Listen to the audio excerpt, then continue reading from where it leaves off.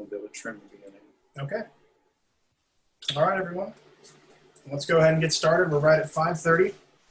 It's my great pleasure to welcome you all to the Taxpayers Association of Indian River County County Commissioners Candidate Forum. With us tonight, we have Bob Aurwaeter, Stephen Boyle, and Laura Moss, who are all running for District 5 seat. We also have incumbent Tim Zorc and Joe Earman, who are both running for the District 3 seat. I said it last night, and I'll say it again. I think we're lucky to have this many qualified candidates who are willing to serve our community. I thank you all for participating, and I look forward to hosting a good, clean forum. To set the tone for the evening, I'd ask Jeff Smith, our clerk of circuit court, to lead us in an invocation and prayer. Jeff? Thank you, Jordan. Usually I say I bring a founding father's quote, but yesterday I did a little thing, and today I want to do something too because of the things that we are facing in our society today, both pandemic and social unrest. I think we're facing giants. So just a little scripture here from 1 Samuel, where David went out to face Goliath, and everyone around him told him, David, you can't do this, but God had put a sense of knowing within David, and he knew he was going to succeed in the name of the Lord. And King Saul tried to give him his armor, and David said, I'm not used to this. I know what I'm doing, and I'm going to go in just with my slingshot. So if you have battles to face in life, don't let others tell you how to fight. God will personally direct you in that way, in the way that you should go, and his word is your weapon. Make sure you have God's presence before you go to fight any giants. Let's go to the Lord in prayer. Dear Heavenly Father, we thank you for the technology that allows us to have this forum, even though we're in a pandemic. Lord, everything is under your control. You know what's going to happen. And Lord, we just place it in your hands. We ask your blessing on this forum, that civility and your wisdom will prevail. Lord, we thank you for providing the talents to the first responders who are on the front lines fighting this pandemic, trying to make us safe, keep us safe. And Lord, we thank you for the military keeping us safe from outside perpetrators. Lord, we are facing giants and we need your presence in our lives.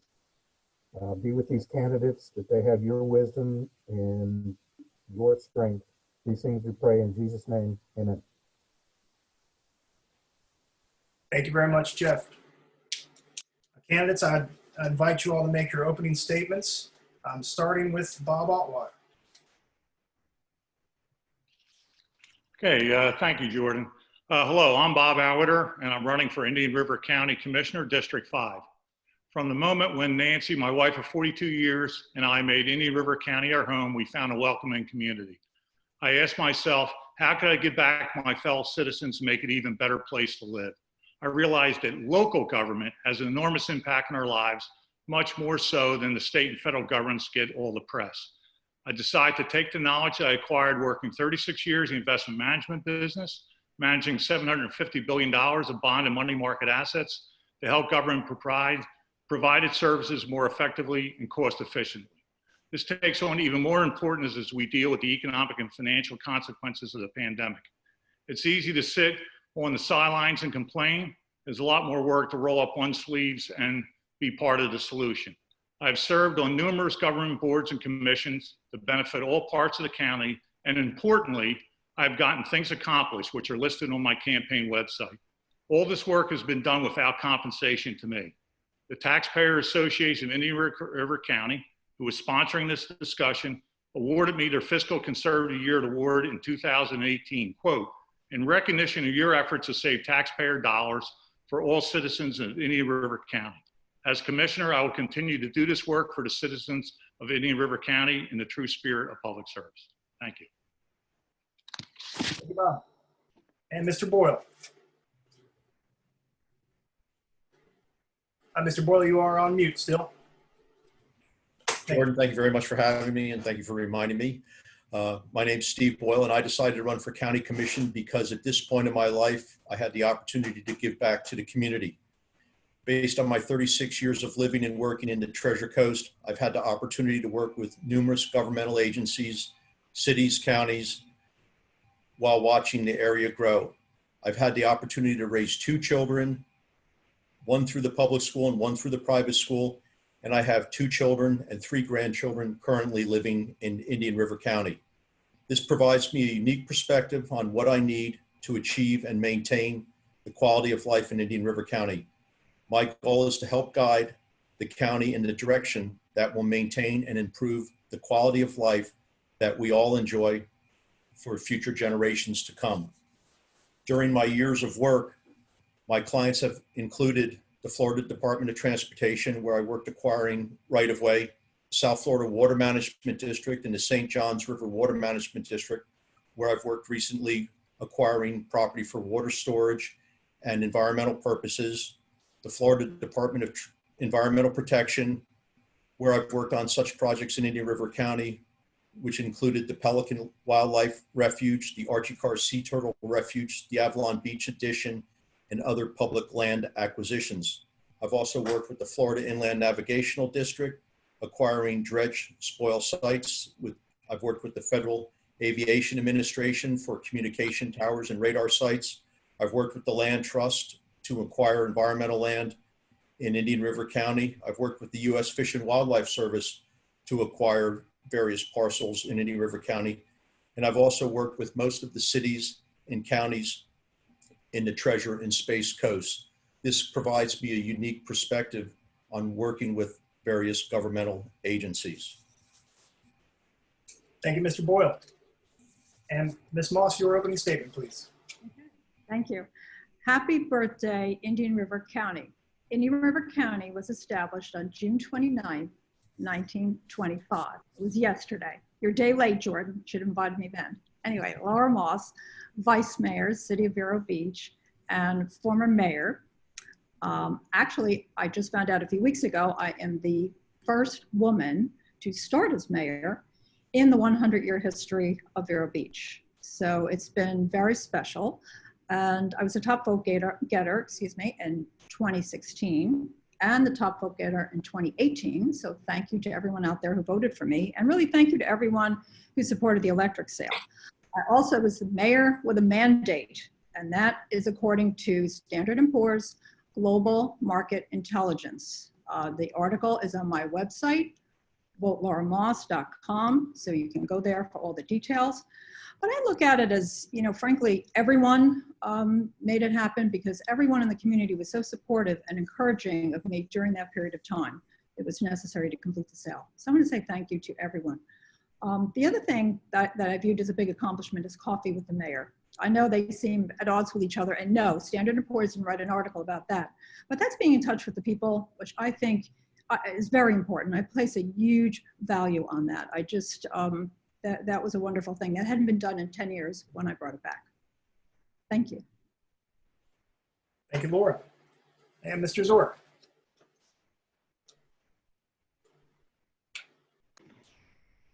There we go.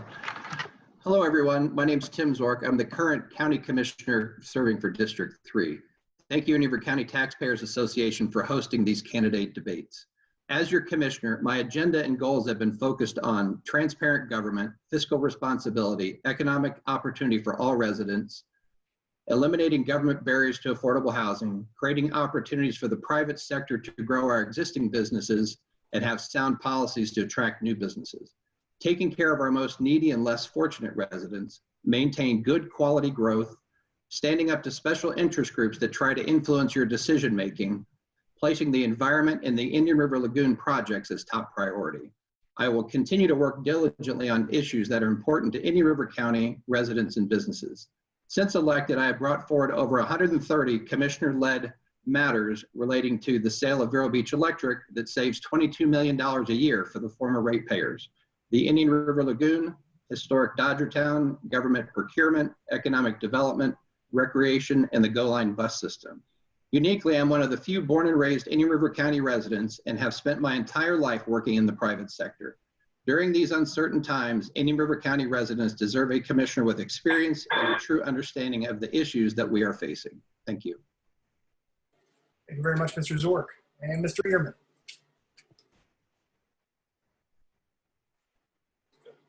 Thank you, Jordan. Hello, everyone. My name is Joe Earman, and I want to be, excuse me, I want to be your next county commissioner for District 3. I want to thank the Taxpayers Association for putting this event on, especially in these difficult times. This way it allows all of us and you, the voters out there, to see and have a voice in this political process. For those of you who don't know me, I was born and raised right here in Indian River County. My grandfather lived here, as both do my children and my granddaughter. My family has had many different businesses since being here in 1928. Growing up, I was a part of them. I served with the Indian River County Fire Rescue for 35 years, retiring as the rank of captain in 2015. I have a deep love and understanding about our county. I know where we have been, and I would now like to be a part of focusing on where we need to go. I do this not for a paycheck or personal gain, as I feel that elected office should be a service and not a career. I am in favor of term limits for all elective offices. I'm a fiscal conservative who believes that government cannot and should not solve all our problems. But the things that county government can do, we must do them well to benefit everyone. Why am I running? Simply that I feel my experience, integrity, teamwork, and leadership can be a major asset to the board, and we can return the District 3 seat back to you, the taxpayer. Thank you, Joe. And moving on to the questions, I've got a good one that we can start with a little warm up, and Joe, you'll be the first to respond on this one. Our organization stands for low taxes, prudent spending of those taxes, and limited government. In the current atmosphere of budget cuts for our state and local governments, how will you reduce spending and use our tax revenue more efficiently, and how will you contribute to limiting our county government? Mr. Earman.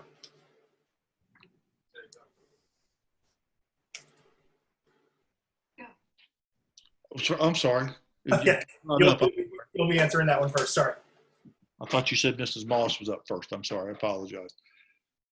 Well, I'm all about low taxes and conservative spending. And it's important that we, as county commissioners, make sure that we are fiscally accountable to you, the general public. And it's just something that you should do. That's just my belief. It's always been my belief, as long as I've been a registered voter and been a part of this county, is that we should be fiscally conservative. There is many ways, we could look at cutting taxes throughout the county, but overall, I think the county and our county administrator and the county administrator prior to Jason Brown have done a pretty good job at identifying where we need to cut, where we need to save, and what we need to do. And I think, and I will say that all county commissioners from 20 years back kind of started that process, and I think they've all done a darn good job, and I think we need to continue to do that. To sit here and name a specific area where I would cut taxes is probably not something I can do right now, especially not in a minute and a half. But I would think that when I'm elected to office, I will take a hard look at these, and I will work with the county administrator, and most importantly, I will work with my fellow commissioners and do my homework and make a sound presentation if I believe something needs to be cut, or even if we need to increase funding for this particular service. So that's kind of where I'm at right now. Thanks. Thank you, Joe. And Bob, your response on that question. Okay, thank you. In general, I think that the county commission has done a good job in terms of keeping expenditures down. But here's the reality. We're going to get cut with grants, with sales tax revenue drops and so forth. Sales tax are commonly used to fund capital expenditures. So we're going to have to look very hard at those. What are the things necessary to really keep the government moving along, as opposed to some of the nice things that we need to have? I'm going to take a close look at the budget. I would point to my work on the school board audit committee, where I was the first one to point out in this county that the school board attorney was getting paid an outrageous $244,000 a year, and pushed the school board to put out a RFP to try to lower costs. I've done the same thing in Indian River Shores, and I'm going to continue to try to use my financial analytical background in analyzing municipal credits, look for opportunities to reduce costs in this difficult economic environment. Thank you, Bob. Mr. Boyle.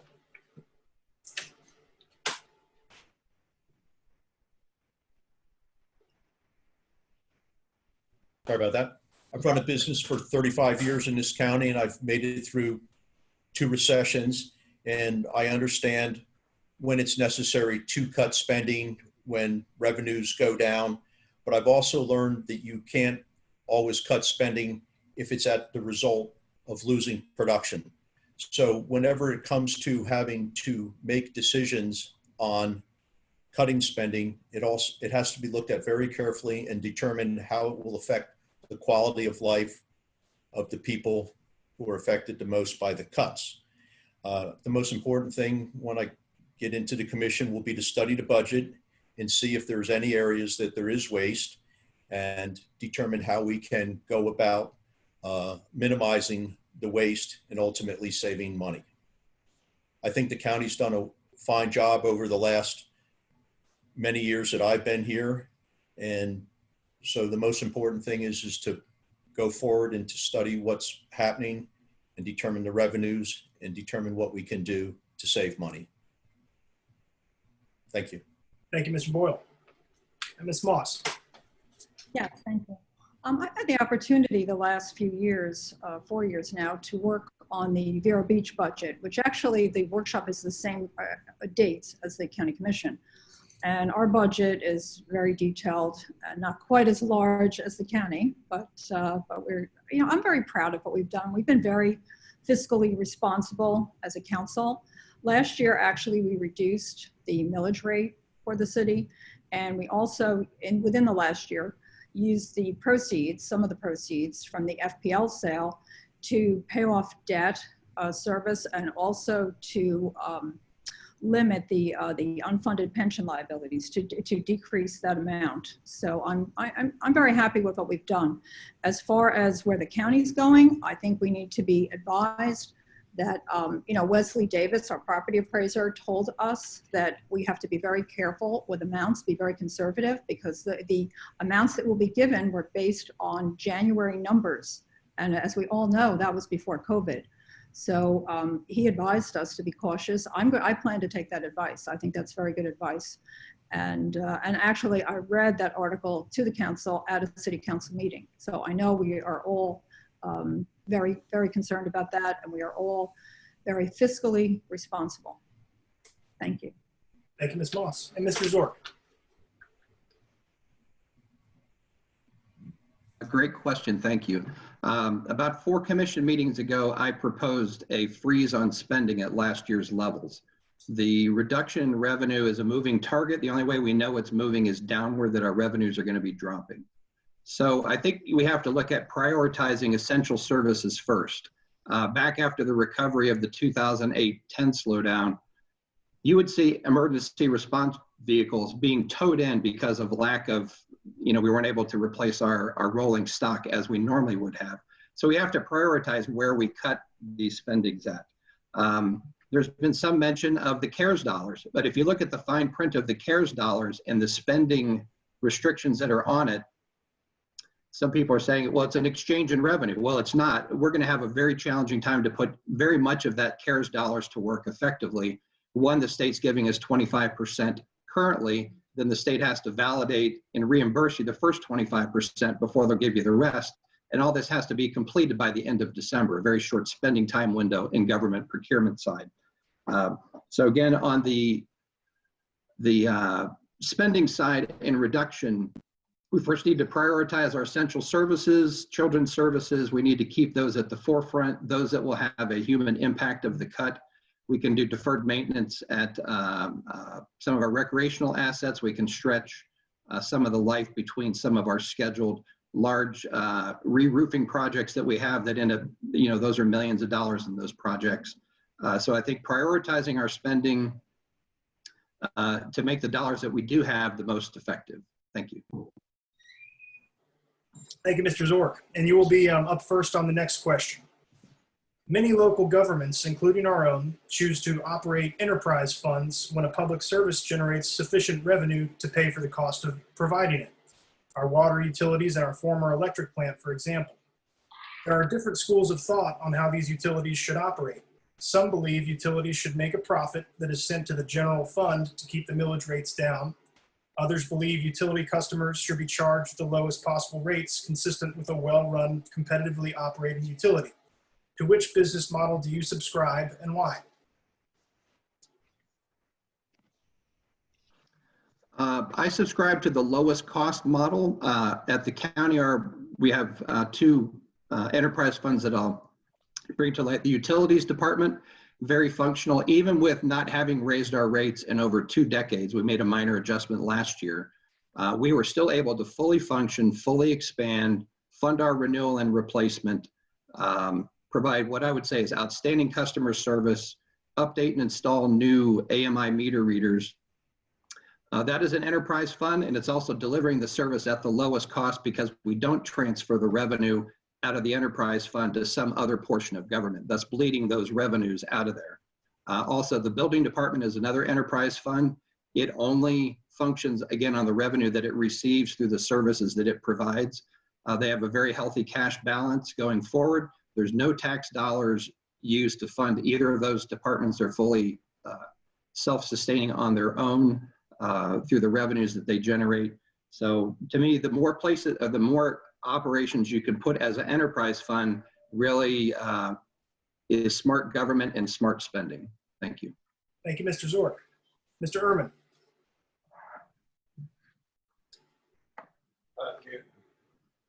I'm sorry, hit the unmute button again.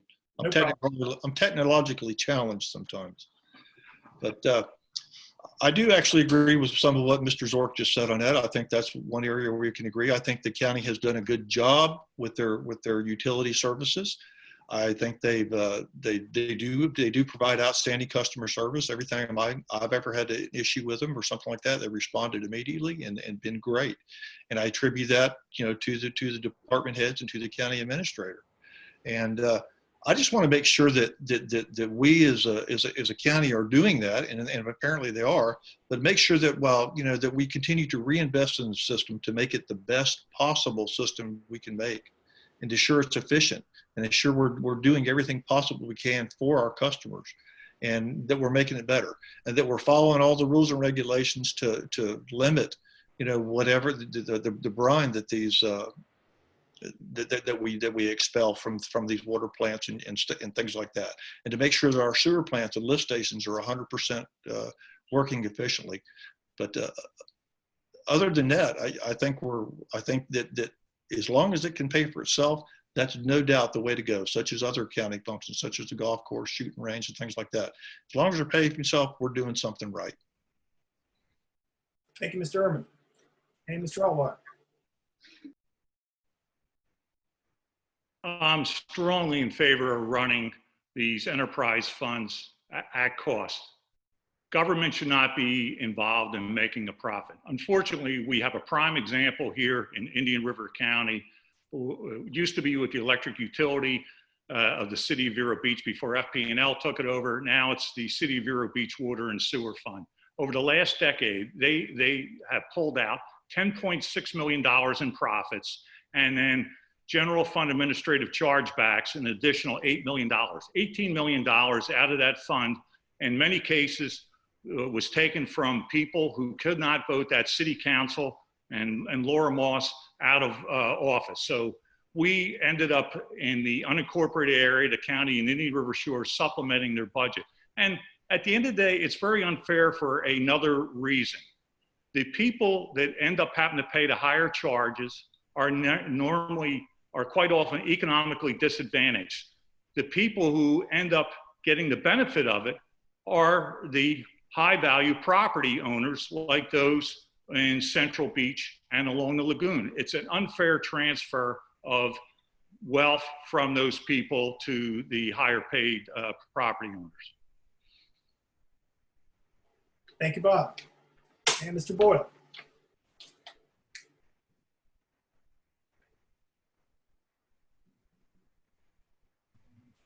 Got it. Well, being a businessman, I am not for a county operating or an enterprise fund operating for a profit. I think that it should operate on a break even. However, when you look at the break even, you need to make sure that there's adequate funds for the operation, maintenance, and the reserves for replacements when you're running the fund. I was part of the area in the county that had taxation without representation. And I said if they didn't get the utility, electric utility sold, I was going to stand on the bridge and throw buckets of tea into the water. But anyway, so no, I'm all for the enterprise model at a break-even amount. Thank you, Mr. Boyle. And Ms. Moss. Yes, well, thank you. I guess I better defend myself here. You know, it wasn't a hostile takeover. Neither the electric nor the water and sewer issues. Those were franchise agreements. And it's true, it's a little unusual because my understanding is when a city expands, it usually annexes the pieces of property to which it supplies electric and water and sewer. And we probably should have done that because then, you know, Indian River Shores would have been part of Vero Beach. You know, that would have been wonderful. And South Beach, and we would have moved west. That we probably should have done that in retrospect. So a little late now. And I'm sorry we have a few unhappy customers, but I think we've done a good job. As far as the county goes, as I understand it, there are 3 enterprise funds. I'm looking at their budget book. And I think, you know, the golf course pays for itself, so that's great. The utilities, it sounds like leave as is. Sounds like a good situation. The building department, I hate to say it, but I get a lot of complaints because they don't realize that it's the county, not the city. So I field a number of phone calls on that. So there's something that's not quite right there. And if we need to spend some money, if we need to charge a little more to fix it or do whatever they need to do, I don't know if it's personnel training or what's required, but when I get elected, I'll find out. You can bet on that. Thank you. Thank you, Ms. Moss. And you'll be up first on the following question. Okay. What is your opinion of ballot referendums? Some argue it's a subverted form of representative democracy. If elected, what criteria would you use to determine if a proposed referendum should be approved to be placed on the ballot or be addressed through the normal commission business? I think if it's something where you're planning to charge people more money than what they are already spending for something. I know we have a referendum coming up that involves the school board. And I think that's a fair way to handle it. You know, if you're planning to raise amounts of money, you want to be sure that, well, it's not a hostile takeover. You want to be sure that everybody supports that everybody's on board. You know, we've talked about that in the city. Actually, we will have to do a referendum for the Three Corners property to change the usage. That's another example.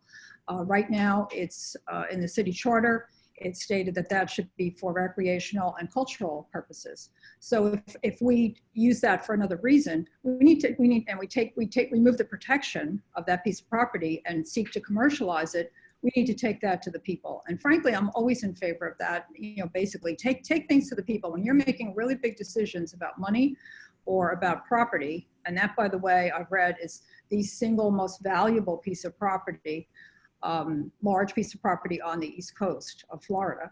So we have to be very, very careful how we treat that. I think it's the right thing to take it to the people. I'm always happy to hear what the people have to say anyway. Thank you. Thank you, Ms. Moss. And Mr. Earman. Okay.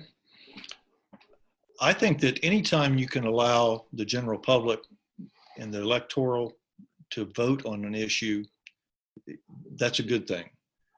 But they can't vote on everything. They can vote on the people that represent them. The people that represent them should do the good job. I am for ballot initiatives. I think they can be a good thing, but they have to be very well researched. They have to be very well vetted. They have to look, the county commission needs to decide, are they good for the county? Is it a specific, does it just help a specific group, or is it going to benefit the county? We have to use those as measuring tool to do that. So it's very important that happens. For instance, the children's services just came up. When I first looked at that, I thought that was a great thing, and I still think it is a good thing. I think it just needs to be tweaked a little more and researched, and I think it's something that we as a commission need to look at for next year again. But it has to be just right, and the electorate has to be encouraged and educated as to what they're voting on to make it happen. Thank you.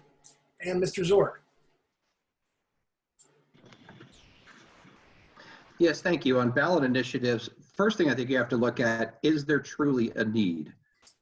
Using children's services, if you look at the study that they undertook and identified the need, and then took the need and looked at what would it cost to fund that need, when they brought forward their initial millage request, it was reduced significantly prior to them withdrawing the request due to the effects of COVID. So first thing I think you have to look at, is there truly a need? Is there not somewhere else you can cut to fund it? And if there's not, that would be considered to be an option. There was mention of the school ballot measure. The judge ruled in on that the county commission serves as a ministerial role. We're not to get into, is it something they need or not need? That's not in our purview with that. So ballot initiatives are a good way to take the pulse of the community. But I think you first have to look at if it's something the commission has to decide if they want to support. You have to first identify the need, quantify the need. There was also a proposal for environmental lands that came forward. I brought the question up that currently about 35 to 40% of the county is in public and conservation land ownership. What are the specific parcels that we need to complete conservation plans? Again, identifying the need first. Thank you. Thank you, Mr. Zorc. Mr. Aurwaeter.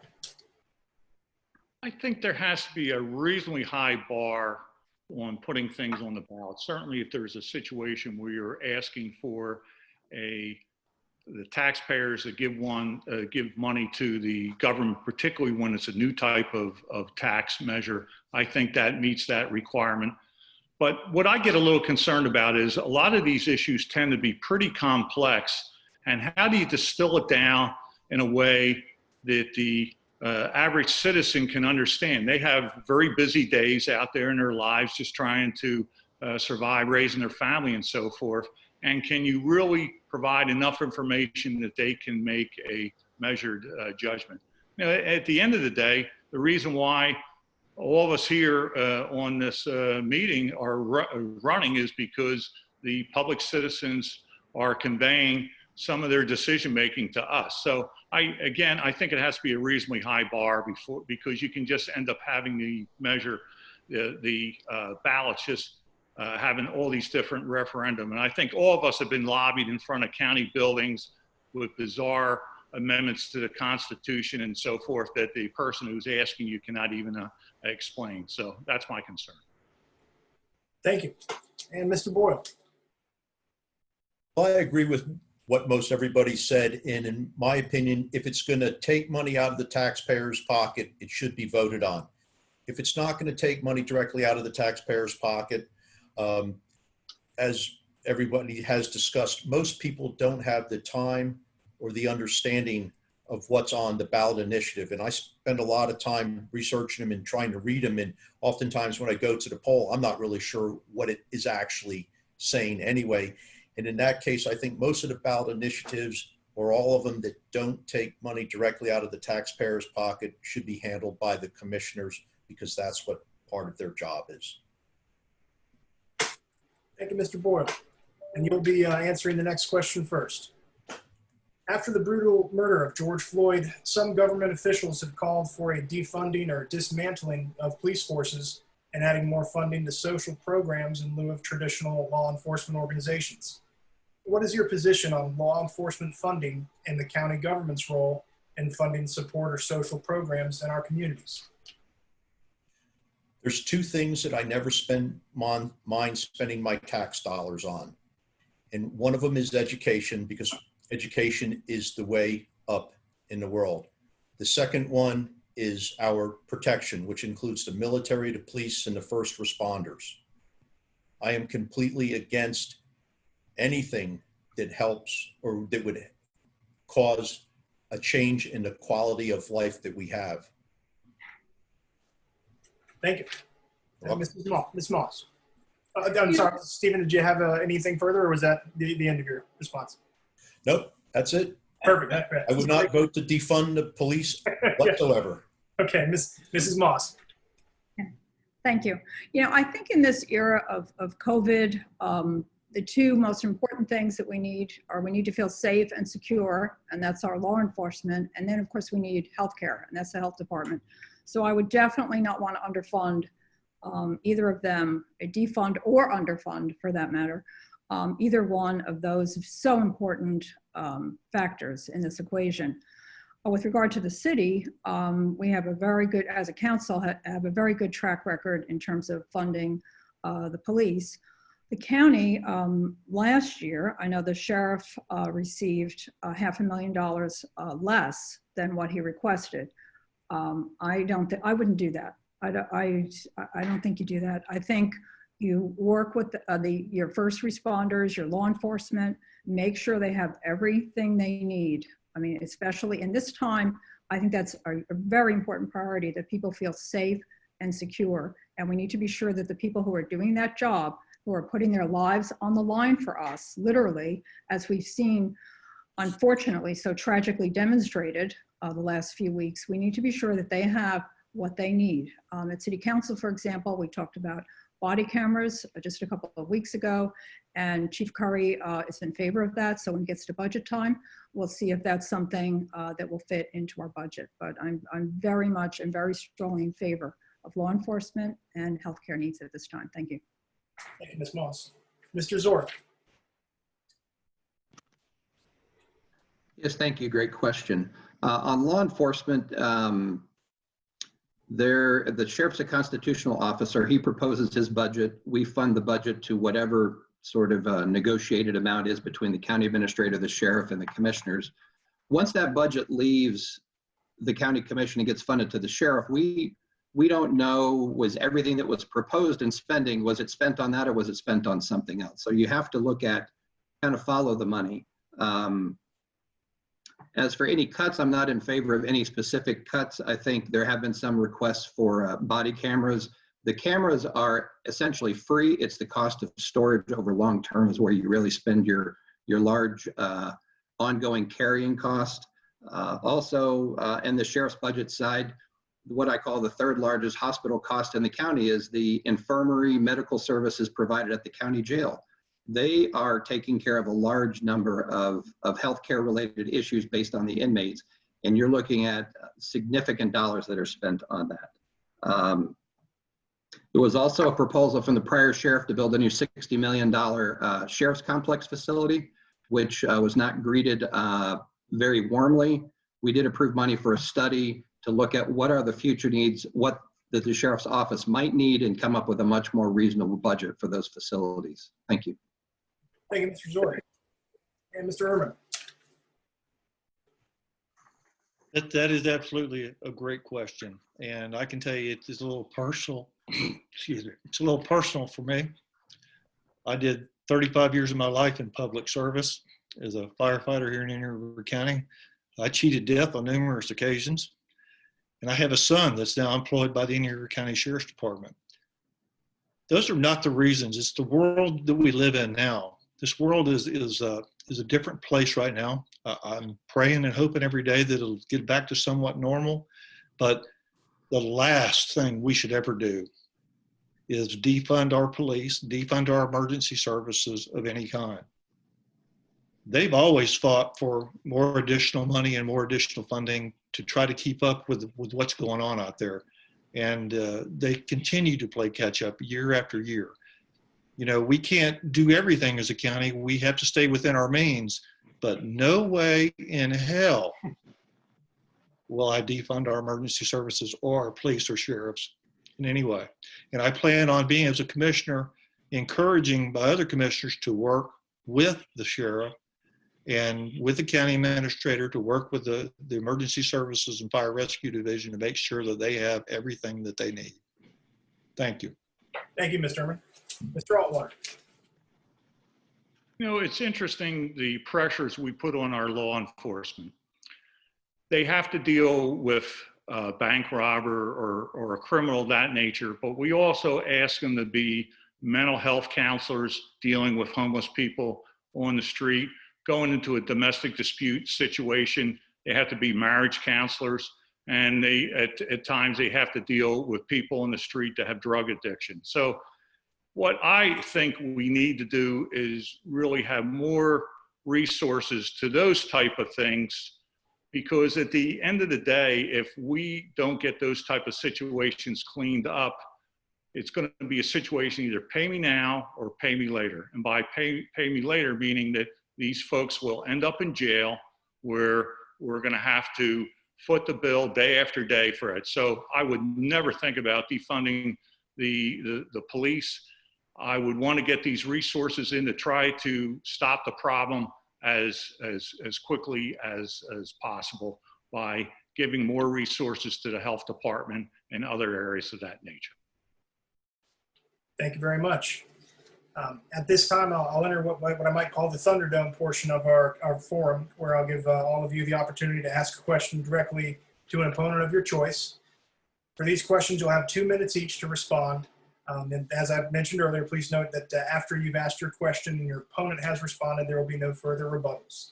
Ms. Moss, you'll have the honor of asking the first question. Yeah, well, all right. This is a question I've been curious about. This is a true event, and this occurred on April 26, 2018, when Mr. Brian Barefoot was leaving his position as mayor. And at that meeting, Mr. Haviland nominated Mr. Slater, who became mayor, and Mr. Aurwaeter nominated himself, did not get a second. They voted on it, and the vote was 5-0. So Mr. Aurwaeter voted against himself. So it makes me wonder if he's lacking the confidence lacking confidence in himself, to really be a leader. And I'll tell you why this question is important, because sometimes you have to take that 4-to-1 stand. You have to be the one in the 4-to-1, because you're moving a position forward and you're getting people to understand a position. It's really important to have the courage and the stamina to do that. So that would be my question for him. Okay, well, if you look at the voting record in Indian River Shores, there's been many times that I've been on the wrong end of a 4-to-1 vote. That particular vote there, it turned out that I wanted to have solidarity with our new mayor. And as you will note, that I attained the vice mayor on a 5-0 vote. But, it's interesting. One thing, I've been called a lot of things. Having lack of confidence is not one of them. I've gone head to head with the school board with regard to the school board attorney. I brought that to the attention of the public, the outrageous amount of money that's been spent. I've dealt with Virgin Trains in terms of trying to get them to establish safety equipment through our community. So it's interesting. I just don't see how anybody would, if anything, I would say people would say that I may be overconfident at times. Thank you very much, Bob. Mr. Earman, you may ask your question. This question's for Tim. When this was presented to me last Friday, I had a hard time coming up with just one question for you, because there are so many. Such as, why have you flip-flopped on so many votes? Your brushes with questionable ethics that Commissioner O'Brien called you out on a while back, or the numerous basically scoldings you've received from fellow commissioners for not coming to a meeting prepared or bringing up an issue that wasn't relevant. But the one that stood out to me the most was how you talk about your leadership. The definition of leadership: an action of leading a group of people or organization, or art of motivating a group of people to achieve a common goal. So my question is, you're 8 years on the county commission. You have not served nor even been nominated to serve as chairman or vice chairman. Explain it to me. I really want to know why.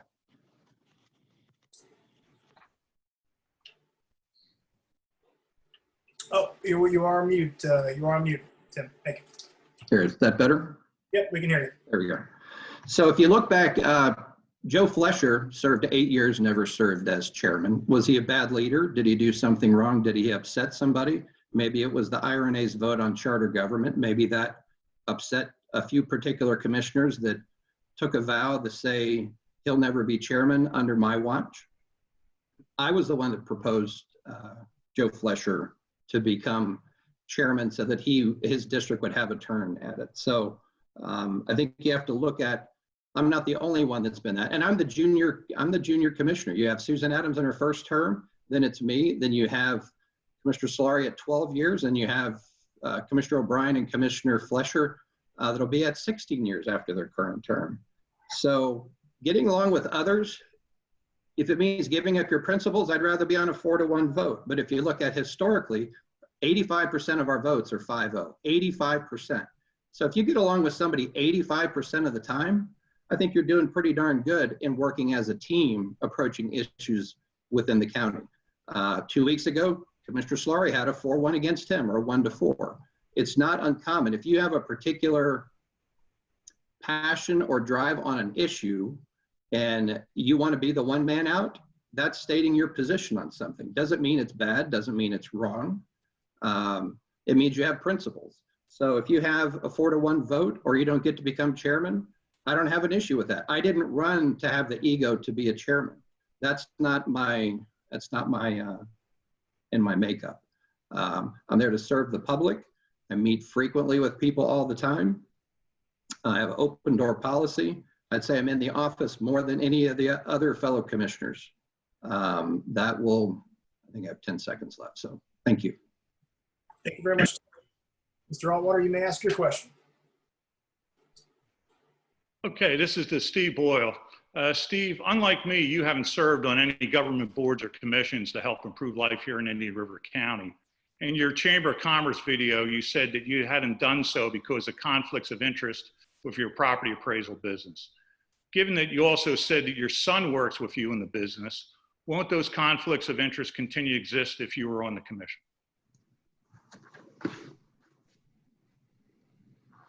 That's a good question. And every time you sign an appraisal, you have to sign a certification.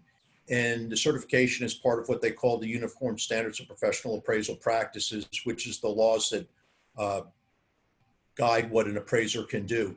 And every time you sign that certification, you have to say that you have no current or prospective interest in either the real estate or the people involved with the transaction. If I get elected to the commission, or should I say when I get elected to the commission, I will officially retire from my business. Anytime that anything comes up where there's a possibility that Boyle and Drake might be taking on an appraisal assignment for the county, I would abstain from the voting in it. And I don't foresee it as a conflict of interest once I'm out of the business, as long as I don't do anything to send business his way. Thank you very much. Mr. Zorc, your question. Yes, thank you, Jordan. My question to Joe is, the day before my scheduled appointment with the current fire union board members, they sent me an email canceling the appointment, and it was never rescheduled. So I've never met and spoke with them. It makes sense since you're their past president. So tell the taxpayers, what did you agree to when they interviewed you to get them to cancel my interview with them? Wow, that's not a very good question, because I had nothing to do with it. I don't dictate what they do. You know, I've been retired for almost 5 years now.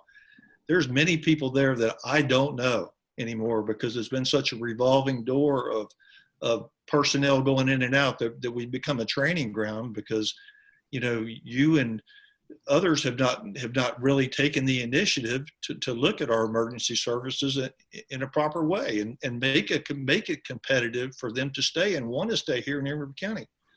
There's been over, as far as I know, there's been over 150 people have left, have come and gone since I retired 5 years ago. That's absolutely terrible. We've become a training ground, and we're funding it. We're funding Palm Beach County, and we're funding Brevard and in Orange County. It's unbelievable. Mr. Zorc, I can't answer your question because I haven't discussed it with them. I don't know what they told you or what they did. I know they've come out and support me, and I'm telling you right now, it was unsolicited by me. And yes, I do know that the union president of the firefighters, he works hard at what he does. And he has a, you know, and it's important that we have a good relationship with these unions. You have a good relationship with your union, you're going to have a happy county, you're going to have happy taxpayers. But I don't know. I can't answer that question. Thank you. And Mr. Boyle, your question, please. My question's for Bob. Bob, I was a resident of the South County, and I was part of and in the Vero Beach electric utility. And so my question is knowing that a partial interest sale of the portion of the franchise that was within the town of Indian River Shores would jeopardize any future sale of the city's portion and the unincorporated county's portion, why did you constantly insist that the contract include a partial sale clause? Okay, what you have to remember is that there was a franchise agreement between the city of Vero Beach and the town of Indian River Shores. And that, if I remember correctly, expired October or November of 16. It was an arm's length transaction, and we had the right to walk away. Vero Beach suddenly said that doesn't apply anymore. So to try to force things along, we kept that partial sale in there. Now, the other thing is that we were working at the same time with FP&L, myself, Steve Faraday, Glenn Hearn. There was a bunch of us that were working with FP&L to try to show them that it made sense for them to acquire the entire utility property. And that's what ended up turning out to be. For example, to get that done, I traveled twice on my own dime up to Tallahassee, and I testified in front of the Public Service Commission.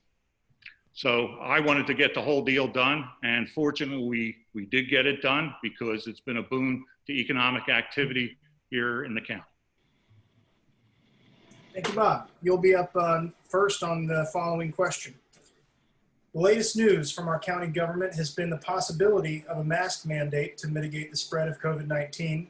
Would you be in favor of a mandatory mask mandate? Many citizens have commented that this step should be one that is voted upon by our elected county commissioners instead of the county administrator, who is unelected and currently has the final authority on this decision. Do you think it is appropriate that the county administrator have the ultimate power to issue such a mandate, or would you prefer this decision be made by the Board of County Commissioners? I would prefer to be made by the Board of County Commissioners. I think it's a decision that is such import that it cannot be delegated to the county administrator because of the potential impacts of that. I have looked over the county administrator's proclamation. I have it right here. I think it's a good middle ground.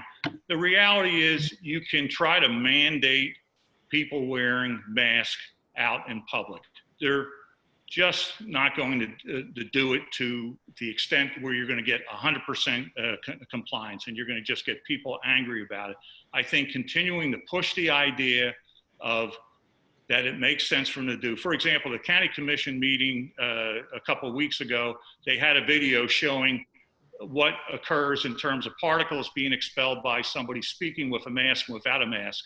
I stood up in front of the county commission and I suggested that they publicize that video to younger people who are, for many cases, ignoring any face mask restrictions. They tend to respond to Instagram, YouTube, things of that nature to try to educate people. But you can't have the sheriff's people out there arresting people for not wearing a mask.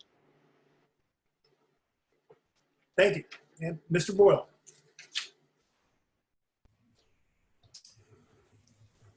Ever since the whole pandemic has started and the thought of wearing a mask has come up, I believe that everybody should police themselves.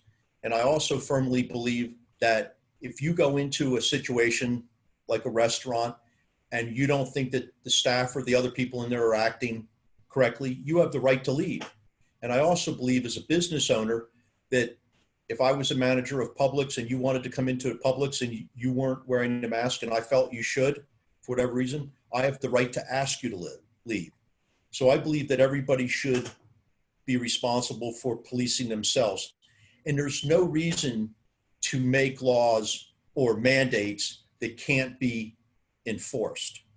And so once again, I think that it's really up to the people to police themselves. But if it had to be, a decision would be made, I would be in favor of it being made by the county commission and not by the county administrator. Thank you, Mr. Boyle.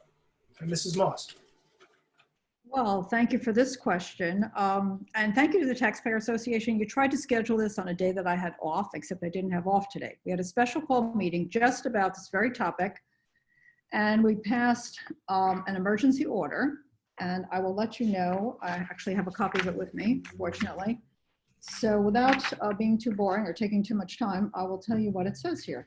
And this, by the way, to go to the issue of enforcement, what we are doing is, and this is in, let's see, paragraph 8, this emergency order is intended to act as a measure to seek voluntary compliance. So there's the key, voluntary compliance with the provisions contained herein, and to educate, always important with this situation, educate and warn, even more important, of the dangers of non-compliance. So that's the tone of it. But to go back specifically to the situations to which it applies, in paragraph 1, what we do is we are strongly encouraged to wear face masks, strongly encouraging, remember that, all persons working in restaurants, grocery stores, food service, salons, gyms, and retail establishments or business open to the public, or any other indoor facility visited by the public. So that's strongly encourage face masks. And then any indoor city facility, they must wear a face mask. And we are encouraging it on the city transportation, anything public transit within the city. And social distancing is also encouraged. And I'm out of time. So thank you for the question. Thank you, Laura. Mr. Zorc. Yes, I think if we go with anything beyond what the county administrator put into effect or announced on Friday that went into effect on Monday would be voted by the full commission. On the positive side, our count numbers here in the county are trending where we'd like to see them even before the mask guidelines that were put into place. And I think you can't legislate common sense. You can't legislate full compliance. I think the methods and what we put into place so far is a good first step. It's all, again, it's run by the numbers. What's happening? What are our trends? What are our numbers? Right now, we're at 0.004% of the total population is tested positive. Of that, those that have required hospitalization is 0.0003. So we have some of the best numbers in the state. We'd like to continue that through this additional measure that went into effect on Monday. I think there might be a little bit of confusion potentially between each jurisdiction having a different rule. Not everybody's going to know where to understand what those rules are. I think allowing the private businesses to establish their own requirements. Many of them have been doing that since the reopening of phase 1 started. So we're all, I know I've told the administrator happy to have a special call meeting if he felt there was a need to do anything more significant than what has already taken place.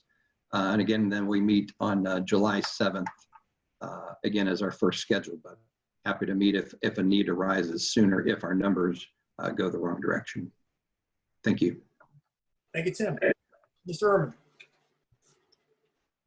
You know, I wish we lived in a world where everybody was responsible enough and everybody was courteous enough to make sure that they did what you're supposed to do and be responsible.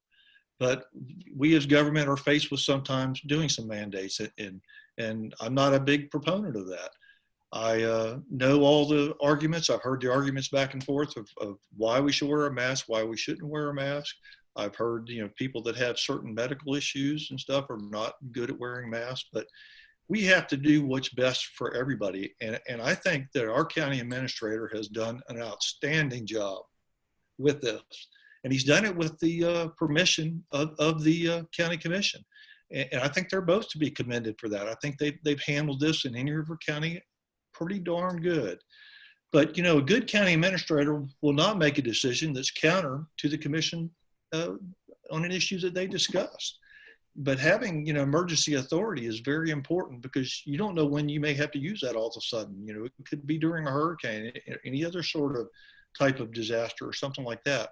And I trust Jason Brown to make good decisions, but he's not going to make those decisions without letting the county commission know what needs to be done. And the county commission's not going to let him make decisions without their authority. So I think he's done a heck of a good job. Thank you. For the record, I think he's done a great job too. Just wanted to see everybody's thoughts on that. At this point, I want to move into a time check. I had one more question, but I see we're at 6:30 on the dot and still haven't gotten to our closing statements. I'm inclined to move on to closing statements because I want to be respectful of everybody's schedule. So I think we'll go ahead and move on to those closing statements. I'll save that other one in the back pocket for another time. Mr. Earman, would you please make your closing statements? Sure, glad to. Well, first of all, I want to say thanks to the Taxpayers Association for having this event.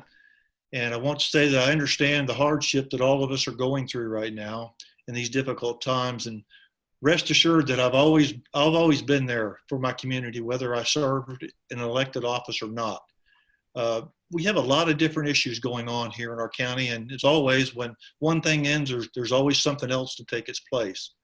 I promise you that I will take the task of commissioner head on by listening to you. I will research and do my homework for each challenge we face.